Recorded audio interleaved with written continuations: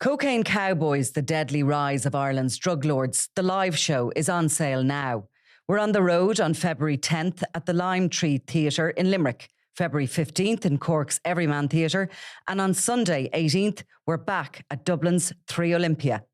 April takes us to Galway's Town Hall Theatre, Killarney's INEC, and Belfast's Waterfront Studios. Check mcd.ie or venue for ticket sales.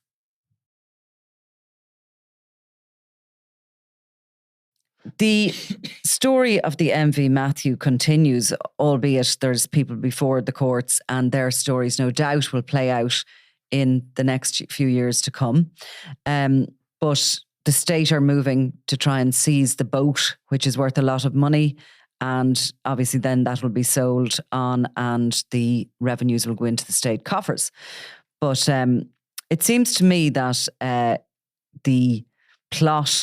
the MV Matthew plot to move cocaine across the world, that those behind it, maybe on high, who directed it, have been well off to read the story of another cocaine plot 16 years previous that also came a cropper due to our rugged coastline. Yeah. Bit of bad weather, but mostly bad luck.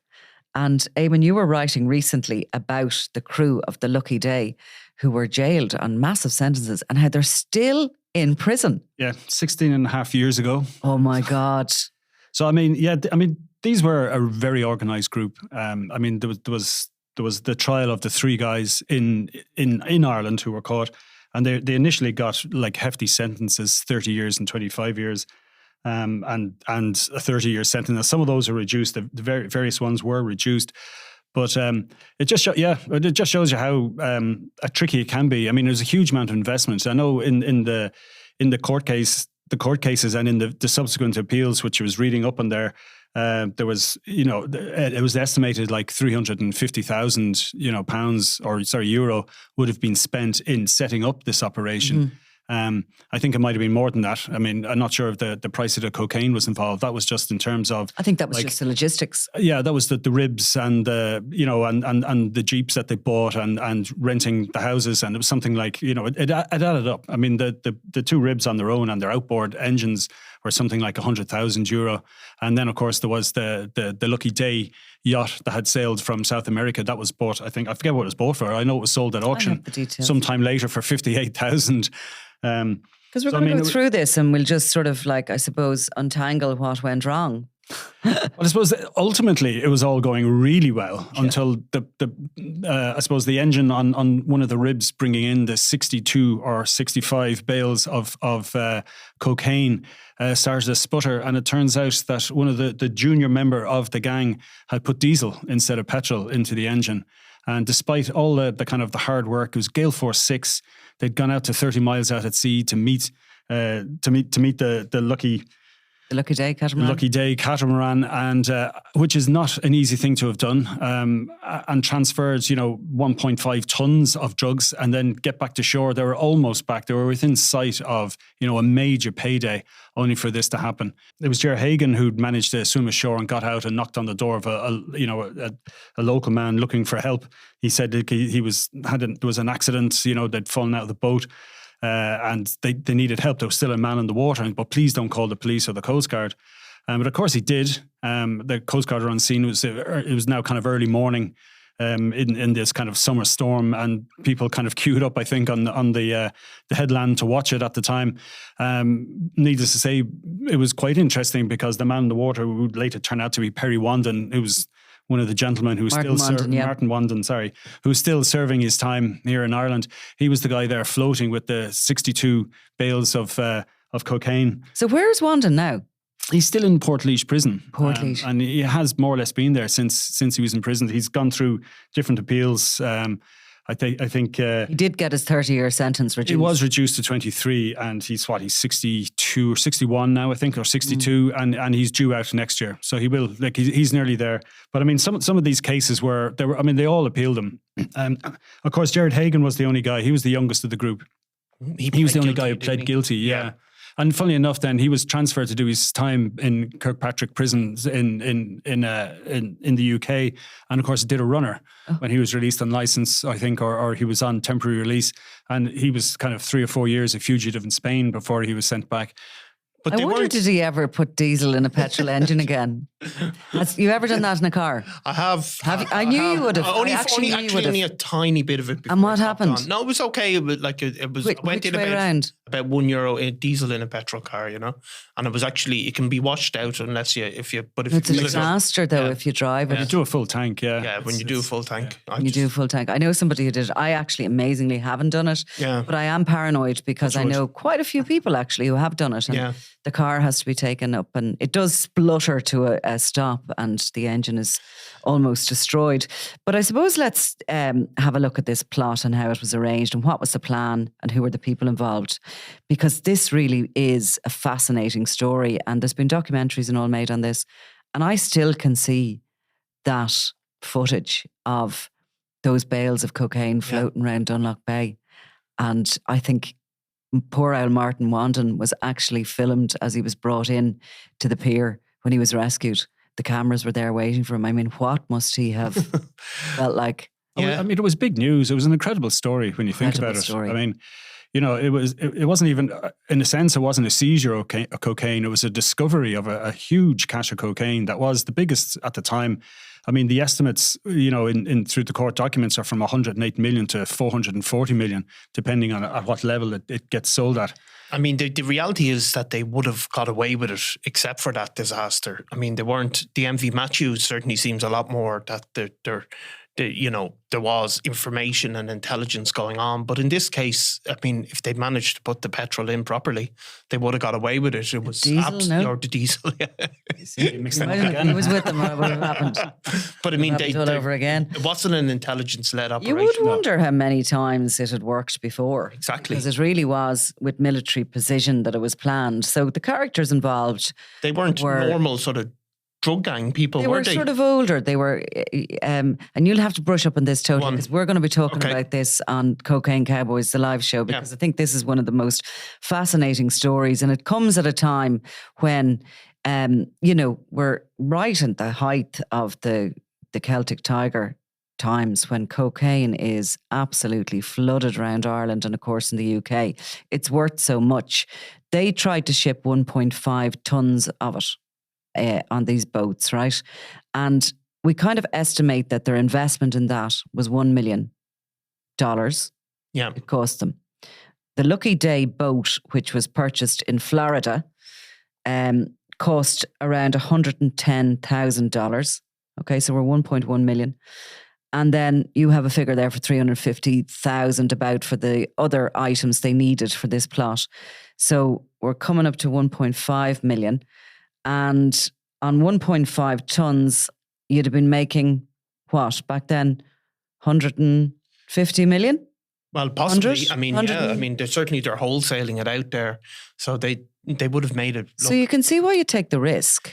But I mean, they seem to have been sort of independent operators in a sense. They really are transporters, aren't they? They're not necessarily members of this broader criminal network. No, this is their network, but we don't know.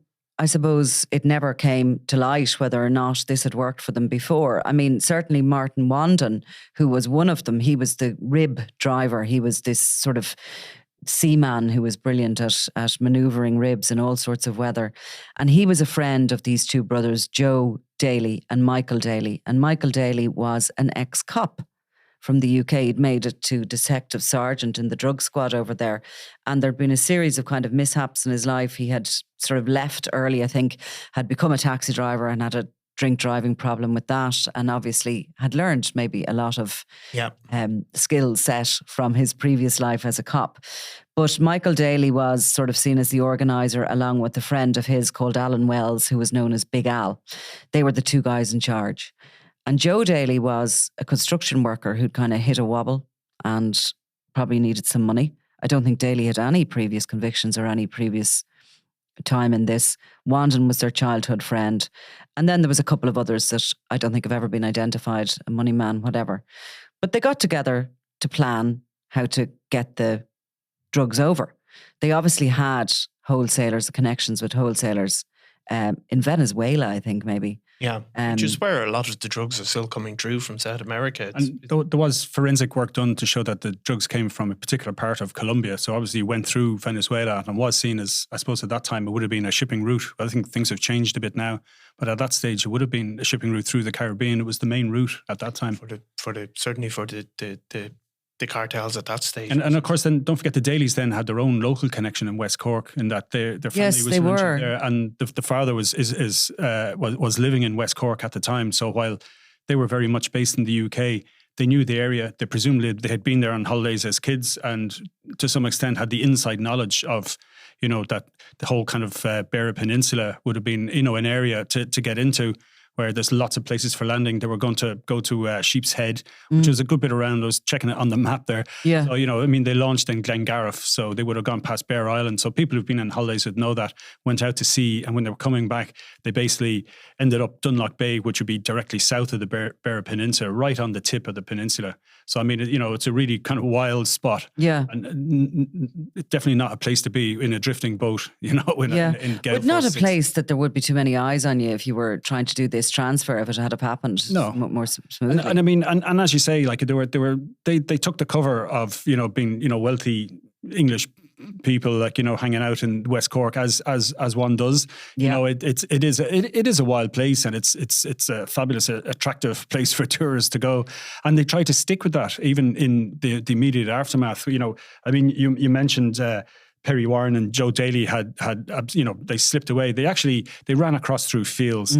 And they were hiding, like they in kind of felt they were being pursued. Yeah. And when they were eventually arrested, they were in a dishevelled state. So they've been living out in the open for all that time. Yeah. And again, they were trying to insist that, look, I was just out for a walk, and a friend of mine happened to phone me to say his boat had run out of petrol, and I was going to help him. And they, like all of those guys, Perry Warry, Joe Daly, Wandon, they all stuck to their flimsy stories. Yeah. They all had, well, not all of them, but certainly false passports and everything. Martin Wandon had 3 different ones. Perry Warry was initially, Andrew Woodcraft, and they had to kind of, the guards, as part of their investigation, went through all of this. The only person who did put his hands up was Ger Hagan, which is why he got 10 years as opposed to the much stiffer sentence the rest of them got. Which looks like a clever decision at this stage. And I quote from one of the barristers in the court case that he was the idiot who put diesel in the petrol engine. Yeah. So it was March 2007 when the Lucky Day was bought in Florida, right? And it was sailed to an island called Margarita off the coast of Venezuela, where it stayed for a couple of weeks and then moved onwards to Barbados before setting sail across the Atlantic on the exact same route that the MV Matthew took earlier this year. So Hagan was on board that with 2 Lithuanian crewmen, and he was sort of in charge of the journey. He had been a car valet in Spain and must have known the Dailies. Certainly they didn't just pluck him from nothing.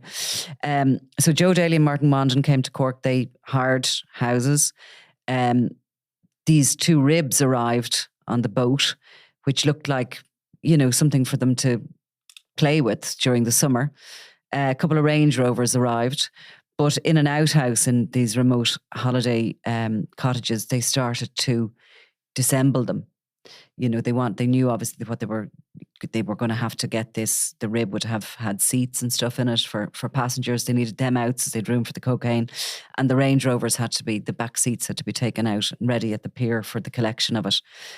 Perry Warry, who was a guy, Perry Warry had been involved in some sort of a robbery in which a policeman, an off-duty police officer, was shot and was jailed in England. I think had served most of his sentence, maybe got temporary release or something and never went back to prison. So essentially was on the run.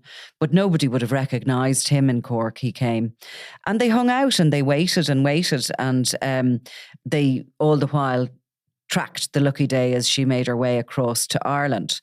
So it was July 2nd when the Lucky Day pulled in 30 miles off the coast to some sort of a navigation point. And during that night, the early hours of the morning, Wandon had left to meet the boat out there. And of course, the Lucky Day had travelled so far, it needed diesel. So he'd brought 2 big buckets of diesel to give to it so it could go on to its destination once the cocaine was transferred. And I think they were only half a mile from shore Yeah. when it all went wrong. And pear-shaped, all right, in a public, very public fashion. Yeah.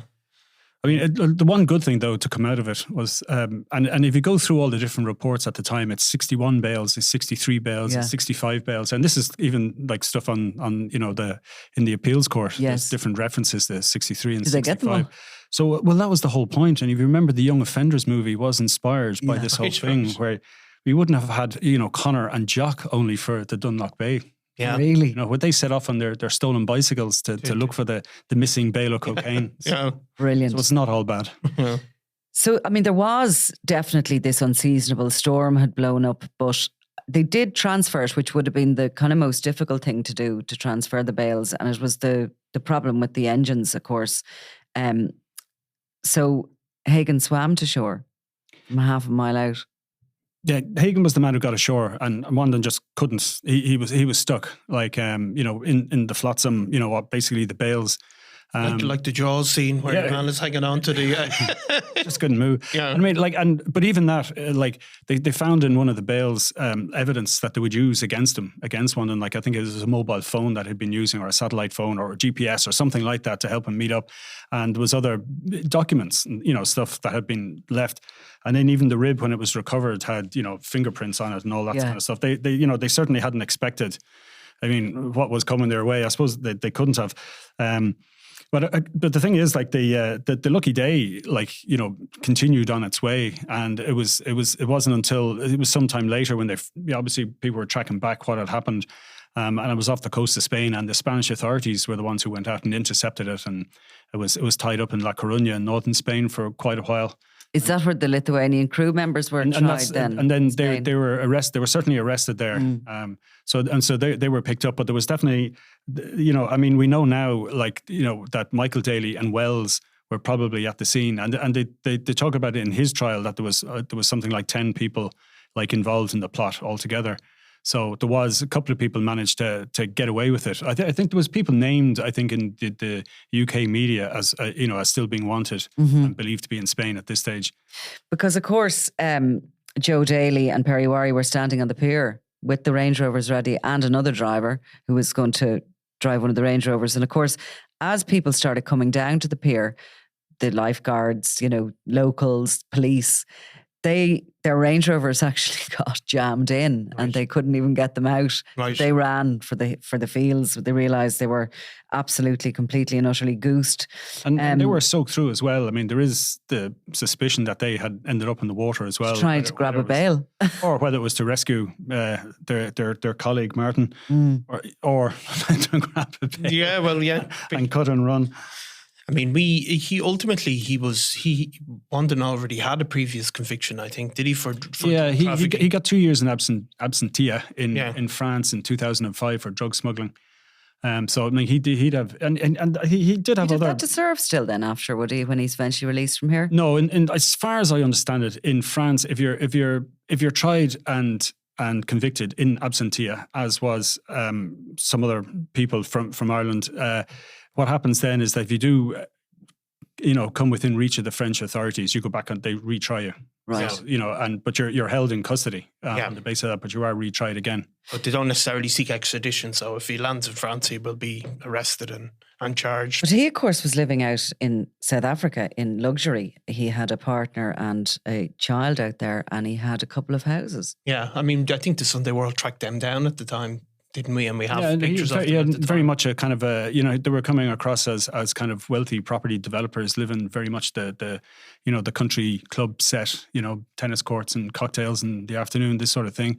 But I mean, his wife died tragically, like pretty much immediately after his arrest, or within weeks of it, in Dunlough Bay. So, I mean, from a personal point of view, I'm sure it was very tough for the family. The young child at the time, who was obviously was enforced estrangement. I suppose you're serving in a high security prison. And do we know how they got on in prison? Like these English drug dealers, were they never really appeared as. Wandon got on well, didn't he? He got friendly with some of the Gilligan gang. And yeah, and they both would have been there at the time when Gilligan was on that wing, and you know, John Daly, the fingless drug dealer, no relation presumably. So they would have been there with all those guys, and Trevor Byrne would have been on that wing at one point as a much younger man. And then, of course, they would have been there as well when Gilligan more or less kind of hid behind the door for his time when Brian Meehan, the tosser, kind of ended his self-imposed exile in the base and rejoined that wing. But there was a bit of tension, apparently, I think, between Worry and the tosser at one point. We did cover it at that stage. But I mean, certainly, in all their appeals, have been filled, with testimonies from various people in the prison service about how well they behaved and whatever courses and presumably classes they've taken part in. Although we did run it. There was a story at the time, during the trial, which was held in Cork, and it was Cork Circuit Court where this all went. Despite the sentences, it just, it doesn't all happen in the Central Criminal Court. Yeah. And there was a suspicion that there was a number of ex-British military who'd been hired by the gang, presumably. The likes of Michael Daly was still free, and they actually carried out reconnaissance to see if they could help them escape, on the journey between Cork Prison and the courthouse to see if they could spring them. So, I mean, now that was mooted at the time. I think it was seriously considered, and there was really tight security at the time around that trial. I mean, it's phenomenal sentences that they received. I don't think... Was that like a message, I suppose? Because, for a long time there, you had the coast of Ireland, being seen as vulnerable to drug traffickers using all those remote piers and everything to try and land. And of course, there's a straight line, isn't there? If you draw it across the sea, you touch off that coast or you head over towards Spain. But I think it was a message? Well, I think it probably was. I mean, I think this, I don't know. I can't think of anybody else who's got 30 years in prison for drug offences in Irish history. Now, you have to say... Who else has been caught attached to a bale of cocaine floating in the sea? 440 million are not common either, but... I think part of the reason, and again, it's touched in all the appeal documents, or the judgments rather, and there's basically no mitigation. That here are people who are well resourced. They're not young. They're not addicted to drugs. They're not being forced into it. They're doing it for money. They're doing it for pure greed, and they're going to a lot of trouble, and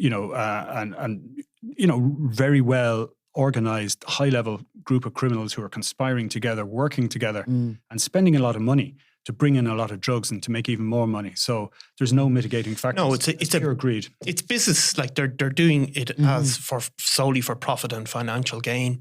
And of course, these guys probably, if they hadn't been caught, may have continued to do it for a long time. They would never have appeared in papers. Newspapers would have covered, I was reading an article over the weekend there about gangs in Liverpool. So all those guys end up in prison and end up in the papers and are ended up in shootings and local feuds. But there is a layer on top of them that supply them with guns and drugs, of course, and probably never suffer the consequences of their actions in the same way that those kind of young guys in their 30s do. You'd wonder, how many more of these sort of gangs there are that, haven't been so unlucky and have been landing cocaine successfully. And I remember somebody saying it. Somebody telling me somebody told them there's loads of those older guys. They're not guys. They're guys in their 40s, 50s, 60s that are up to it, and you've never heard their names because they're businessmen. Of course, we had Philip Barron in Straffan, the Baron of Kildare, who actually was caught but was running a hundreds of million euro cocaine business, and they had a proper profit and loss sheet, and that's what actually got them, because all the losses were listed just as that, just like if you're in a supermarket and somebody knocked over a shelf of drink and it all smashed, that'd be just a loss, and it was just unfortunate, and that was it. Yeah, and rather than going out killing someone. No, or kneecapping people for 50 quid. We're kind of teaching everybody we're kind of teaching everybody how to do a good cocaine plot here, are we? No, but I mean, there is. I mean, that was something. I think it was an interview with Felix McKenna after he retired from CAB. I remember we were speaking to him about one of the carousel VAT frauds, and it was a guy based in Limerick who was very much kind of a young go-getting Celtic Tiger Cub on the face of it, but was in fact an out-and-out criminal who was just, spinning, a bunch of high-tech goods back and forth in couriers and claiming the VAT back through a whole bunch of fake companies in the UK and making 17 million per twist, and it was up to huge numbers, was eventually tried in the UK. I think the trial collapsed. And I think it put pressure on the UK's version of the Criminal Assets Bureau at the time. I think they wound it up and started a new version of it after that. But I mean, like Felix McKenna at the time was saying, like, well, he got caught because he was greedy. And he said, he didn't tell me who they were, but he said there's dozens of people in business who do that every so often. Every 4 or 5 years, they'll do a one spin of that carousel VAT fraud and they don't get caught. And, if you do it right and give it a good spin, but a single spin, you can make 20, 25 million. I mean, there was a big case just this week in Europol, and I think it was mostly Czech and Bulgarian and some other countries, and it was an 85 million carousel VAT fraud, which it's simple if you're able at setting up companies, if you know what products that aren't going to be targeted by customs. Like the one this week mentioned by Europol, I think it was 200 sets of AirPods that were being shipped around constantly. There was another one time between Sweden and Denmark, and it was the same suitcase full of gold bars kept going through, and right. The VAT was, and they were being sold to bogus companies who disappear after claiming the VAT back, and and it's all because there's different there's different levels of VAT between EU countries. But I suppose the point is that there's a whole layer of these criminals who are working away and know when to stop or know how to cover and their see, tracks. This is the other thing. Like, not addicted to it then, maybe. Well, they're not maybe doing it every week. Yeah. Like, I think there are guys who do it. These guys may have been a good case. They do it once a year, one big job, and then let it be and live off the proceeds. They're not doing it every, Can't you see as well? I mean, we talk about this massive amount of money, and maybe I'm completely off. Am I with my 150 million? Well, likely. You're likely off. I actually think it's higher. You think it's higher? I think it's higher. Yeah, it must be 1.5 tons. Yeah, 2007. it would definitely. I mean, if you're talking, even if they did spend 1.5 million, which I doubt. I mean, the courts were estimating that their logistics side of it was 300,000. And nobody was getting a fee. They were probably going to get a share. Or maybe, maybe Hagan was going to get a straightforward fee. I think Wells was promised £100,000 sterling for his role in setting up the logistics. But like in terms of 1.5 tons, whatever, 1,500 kilos. I mean, how much do you buy that for in? No, I presume they weren't out there selling it in small amounts. They'd have a couple, 3 or 4 people to take. Well, it was headed for the UK. Yeah, probably market on the ferries then, which would have been the next risk really with those Range Rovers moving it. But I think as well, sometimes you look at it and you think, oh, this money, this is never ending zeros on it. But there's a lot of hands in the pot here, isn't there as well? There would be, but if the pot is 300 million after all your costs, like you can afford to have a few. You can afford to have a few. Like it's kind of like a. But you can see it all as well. They get jealous if one earns more. No doubt. But it's a big heist, is it? I mean, I suppose it's the equivalent that you see in Goodfellas or those films that they have this one big job and then it gets spread around. And I'm sure they all, and I know that certainly Wandon did say it was to be his last. Yeah, it was this thing and that was going to set him up. Yeah. But you often hear of them saying it's going to be their last, and then they're always looking for just one more big one. Yeah. It must be very tempting. Well, it's such a Hollywood plot, isn't it? Yeah, I mean, where's Netflix? Man brought out of retirement. Or a journalist brought out of retirement for one last story. Dodgy cops and everything. Wasn't it the guy, American gangster, what's it, Frank... can't